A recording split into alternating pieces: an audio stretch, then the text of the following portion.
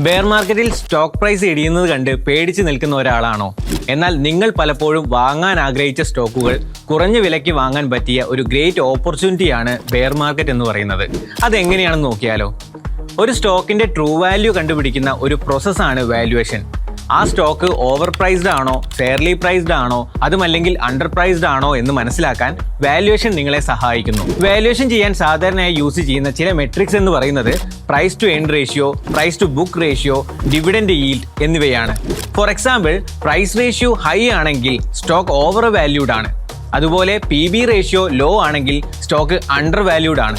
ആ സ്റ്റോക്ക് ഞാൻ ഇത്ര പെട്ടെന്ന് സെല്ല് ചെയ്യേണ്ടായിരുന്നു, അല്ലെങ്കിൽ ആ സ്റ്റോക്ക് ബൈ ചെയ്യാനുള്ള ഓപ്പർച്യൂണിറ്റി ഞാൻ മിസ്സാക്കി, അങ്ങനെയുള്ള സിറ്റുവേഷൻസ് നിങ്ങൾക്ക് ഉണ്ടായിട്ടില്ലേ? എങ്കിൽ ആ സ്റ്റോക്കുകൾ അട്രാക്റ്റീവ് വാല്യുവേഷനിൽ അല്ലെങ്കിൽ കുറഞ്ഞ പ്രൈസിൽ വാങ്ങാനുള്ള ഒരു സെക്കൻഡ് ഓപ്പർച്യൂണിറ്റിയാണ് ബെയർ മാർക്കറ്റ് എന്ന് പറയുന്നത്. ഇപ്പോഴത്തെ ബെയർ മാർക്കറ്റിൽ നിങ്ങൾ ഏതെങ്കിലും പർട്ടിക്കുലർ സ്റ്റോക്ക് വാങ്ങാൻ ഉദ്ദേശിക്കുന്നുണ്ടോ? താഴെ കമൻറ്റ് ചെയ്യൂ.